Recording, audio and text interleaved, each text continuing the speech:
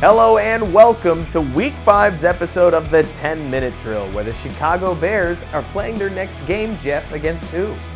The Minnesota Vikings, Robert, going up north to Minnesota. Absolutely, Jeff. Second divisional game of the season and potentially a pivotal one, and it'll be really interesting to see what happens here because after last week's performance against the Giants, I think plenty of Bears fans are looking for a bit of a bounce back. Are you? Absolutely, Robert. The interesting thing about this game is we're used to seeing this game in the last week of the year, and the Bears ending in the Dome up in Minneapolis, ending at US Bank Stadium. It's earlier in the year this year. They're going to play the Vikings late in Soldier Field at the end of the year. So it's kind of interesting that they finally flipped that. We're going to get a cold weather game later, but it's going to be nice and cozy inside US Bank Stadium this weekend. It's funny you mentioned that because I had the same thought before we recorded this, that this is normally the time of year where it's cold, it's holiday season, and you've got some major blues about whatever way the Bears season ended, but not this year. This year, the Bears have a chance to make it a pivotal game, and I'm ready to preview it. What about you, Jeff? Absolutely. Let's put 10 minutes on the clock. Put those minutes on the clock and let's go ahead and get going. Because the Bears are in US Bank Stadium this weekend taking on the Minnesota Vikings. And when the Bears have the ball, Justin Fields has a chance for his best game of the season yet. Look, this Vikings defense schematically, I wouldn't exactly say they have an identity, Jeff. They run a ton of coverages, but none of them are particularly exotic. You'll see cover 2, you'll see cover 4, you'll see mug fronts, you'll see static looks, you'll see some remnants of what they used to do in the Zimmer days, but not quite enough. And while they've got some players like Harrison Smith and Eric Kendricks, the linebacker, in general, this has been a pretty poorly performing defense this season with a 29th ranked pass rush, not to pull too many stats away from you, Jeff, and a really poor set of corners that are giving up a lot of ground to just about anybody. Andy Dalton and the Saints, for instance, got just about anything they wanted through the air, and while certainly there have been teams that struggled, it's a great week for a great game because this defense is not going to put up near as much resistance as some of those that the Bears have played in the past. But Jeff, when you look at the stats, what do you see? I'm seeing what you're seeing, Robert. One of the worst completion percentages against. So they are allowing 70% completions on their secondary. That is 30th in the league. And to go even further than that, they're allowing 7.6 yards per pass, which is 29th in the league. Not only are they giving up a ton of completions, but they're also giving up a ton of yards with that as well. So they are a very porous secondary, and they're going against the absolute worst offensive passing attack in Justin Fields and what this Bears offense has been able to do. So it is the easily resistible force against the totally easily moved object here, Robert. So we'll see what gives in this matchup. Something's got to, Jeff. I mean, their run defense is nothing necessarily poor, but their pass defense in particular is not great at all. So Jeff, when you look at matchups, what do you think is going to turn the tables one way or another? So I'm going to be a little selfish here, and I'm going with Justin Fields against Harrison Smith. Harrison Smith's nickname is Dirty Harry, and it's not because he's a Clint Eastwood fan. I'm worried about Justin Fields taking an unnecessary late hit from the safety, who has a little bit of a reputation of doing so. I'm hoping that Justin can run smart, get down before Harrison Smith or anybody else can take a cheap shot here, and keep himself upright and safe for this entire football game. That's going to be a big one, Jeff, and I'll take something similar. It's not a matchup I want to highlight, but this is going to be Sam Mustipher, the Bears' current center and probably the center going forward, so long as Cody Whitehair remains out, against Harrison Phillips, the Vikings' defensive nose tackle. It's not that Phillips is particularly great, but certainly Sam Mustipher had a rough outing of his own last week, and if Fields is going to continue to deal with the interior pressure that he dealt with against New York, he's going to have a rough day no matter how poor the Vikings' edge rushers are or how open the receivers may get. If Mustipher and the rest of that Bears offensive line can keep Fields clean, obviously the Bears would hope for at least, Jeff, an even playing field to evaluate Fields on for even just one game. But if Mustipher struggles, it could be another long one for number one. And Jeff, let's flip it to the other side of the ball and talk about about what happens when the Vikings have the ball. And schematically speaking, Jeff, if the Vikings defense is a little dry on the personnel side, the Vikings offense is anything but. Not only do they have Justin Jefferson, not only do they have Adam Thielen, but they are stacked out at offensive line, grading in the top 10 in most categories across the board, and Kirk Cousins is having himself a heck of a season. Now, based on the way the Bears defense played against the Giants, where their defensive line got graded by a very mediocre Giants offensive line, that could spell trouble for a Bears unit that really struggled to stop the run, and obviously that led to play-action bootlegs absolutely eviscerating them. The Vikings have done much worse against much worse defenses, with Justin Jefferson now having 2 games where he's absolutely dominated. If the Bears have any hope of surviving this, they're going to have to bracket Justin Jefferson, more than likely handle Thielen in single coverage, and most importantly, Jeff, find a way to stop the run, even if it takes a 9-man box. How are they going to do that? Honestly, Jeff, your guess is as good as mine, but what are you seeing in the stats? Overall, this offense looks somewhat average, but there's a couple of weak points, and the Bears are going to have to capitalize on that. In the red zone, the Vikings are only converting about 46% of their drives into touchdowns. That's one of the worst rates in the league.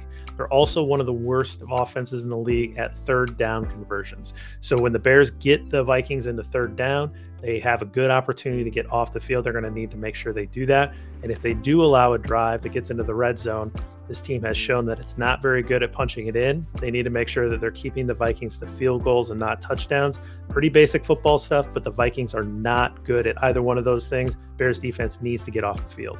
It makes sense, Jeff. I mean, Nate Tice has said it on the Athletic podcast, but Kirk Cousins struggles in situations where you have to, and he would say, get you a bucket. And so on those third downs, it makes all the sense in the world that with no threat of running and no potential play action fake, that's where you might find Kirk vulnerable. We'll have to see if the Bears can take advantage of that. Who specifically do you have your eye on as your matchup of the week? Yeah, I'm going to go with the same thing I did last week. Roquan Smith against the star running back on the other side. This time it's Dalvin Cook. Roquan did not show up and did not take care of Saquon Barkley. I know it's not fair to pick on one linebacker to try to take out a running back, but Roquan's the star. He did not show up last week. He has another opportunity against a great running back in Dalvin Cook. The Bears need to stop the run like you talked about if they're going to have a chance in this one. No better player than Roquan to try to take out a talented player like Cook.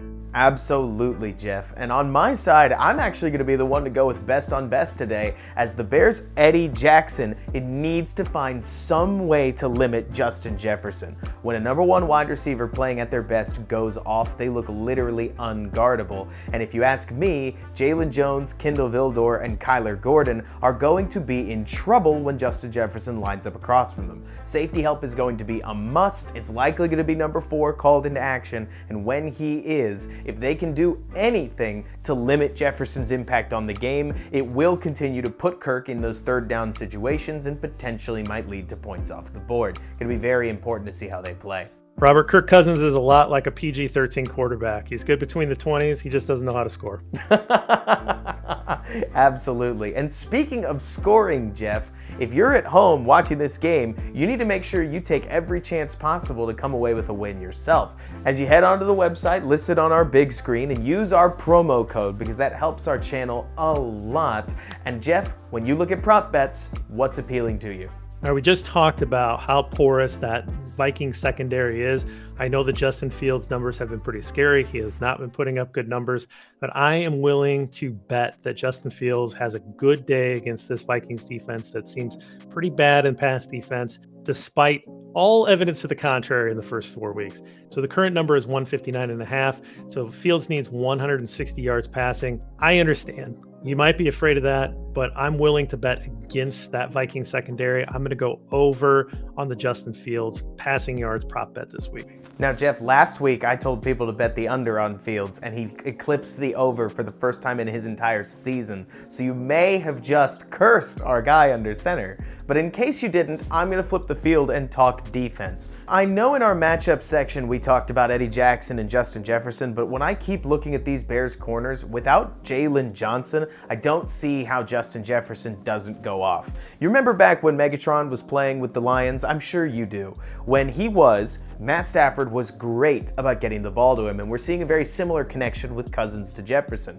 If Jefferson's open, Cousins will find him because he's always looking at 18 first. So with the Bears corners in the situation they are, I know 85.5 yards is a massive prop, but life's too short to bet the under, Jeff. I'd take the over on Justin Jefferson on this game because it just won't shock me. Maybe it's 92 yards, maybe it's 175, but this seems like a tailor-made big game for Justin Jefferson in a dome on their home turf against a defense that can't stop the run. And the only thing that I think is going to take that away from him is if the Vikings have so much success on the ground that they just don't even need to throw it. But let's all hope that doesn't happen. To your point, Robert, Justin Jefferson just tied Harlan Hill, among others, for the third most 100-yard games of all time in his first 3 seasons. He needs just 3 more to tie Randy Moss and Odell Beckham Jr. He's got the entire rest of the season to do it. He's one of the most prolific young receivers we have ever seen in the game. And against a depleted secondary, without your star corner and a rookie corner who's struggling mightily, it's a pretty safe bet to say that he's going to have a good football game. One more, Robert, that I find kind of interesting. We talked about that red zone percentage not converting into touchdowns. Over half of the drives that get into the red zone for the Vikings end in a field goal attempt. There's a prop bet for the Vikings kicker. His name's Greg Joseph. Had to look it up. It's 1.5 field goals. So if you think that this trend is going to continue for the Vikings, 2 field goals is all it takes to win that one. Go over on the 1.5 field goal bet for the Vikings kicker. And that's going to do it for our show, Jeff. Did we get our time? Looks like we didn't. It makes us 2-3. Let's get back in the weight room. We just had too many good things to talk about, so we'll figure it out next time. Oh, I don't blame us at all. And speaking of, Jeff, how are you feeling about the game? I mean, stats and scheme aside, where's your head at? It's a tough place to go into at this point in the year because the Vikings have been playing a little better football. They're set up. They've got more talent. I think that they can compete with Green Bay for the division. They haven't necessarily shown that they're that good of a football team to be a division winner, but I still think that Green Bay has been getting lucky. This division is wide open, in my opinion, and I think it's a 2-horse race because the Lions have not shown up so far this year. The Vikings are just in a different place than the Bears. It would be a surprise if they could go in and steal one. Obviously, that's what I'm cheering for, but I think you have to just hope for some actual progress on offense and see if the defense can do anything to slow down this pretty talented group of playmakers. I totally agree, Jeff, and frankly, if there's anything that I can just openly and vulnerably state, it's that these kinds of games as a Bears fan have always scared me. It has nothing to do with the win and the loss. We've talked about that enough on this show. It has everything to do with the fact that I, as a Bears fan, feel like I need a big game out of my quarterback, and I can cite you all the different times throughout my life that I have thought that thought to myself, whether it was, I need a big game from Jay, I need a big game from Mitch, I need a big game from Rex, I need a big game from Brian Greasy. Like, I have been let down by Bears quarterbacks enough that as an honest Bears fan, Jeff, I feel like we need a big one from Fields. It's not like we have any say whatsoever in the organization's ultimate direction of what they do with Fields, but given the way he started the season, you said dead last in passing, and it's not necessarily close. This feels like exactly the kind of secondary and pass rush combination that you'd want to see Fields excel against, and if he doesn't, I truly don't know what we're going to be saying about him after the game. It's a get-right game. That's all you can say for Justin Fields. That's exactly what this is. It's a get-right game. It is, Jeff, and that's, I think, what's scary about it, is that everybody from the 30,000-foot view can see that this is a game that Fields should succeed in, but the games aren't played on paper for a reason, Jeff, so I don't know what's going to happen. Hopefully things come out on the right side. Certainly, the Vikings may give the Bears offense a lot of opportunities to pass the ball, if you get what I'm saying, with a potential early lead, but we're just going to have to see what happens. So make sure that you comment your score prediction below, good viewer. We love seeing your thoughts on the game. Tell us where you think we got things right. Tell us where you think we got things wrong. And Jeff, what do you have coming up? Join me on Sunday mornings for the Gambler's Den with Ross Reed and Eric Smith. We will go over betting lines. We will go over prop bets. We will go over your fantasy team and your fantasy questions. And we'll talk a little Survivor and daily fantasy as well. Fun packed show, 10 a.m. Central Time on the Second City Gridiron. YouTube page. Thanks so much, Jeff. And obviously, you can catch my podcast, Bear With Me, right after the game, going over exactly what happened in that Bears-Vikings matchup. And until then, Bears fans, bear down. And thanks so much for bearing with us.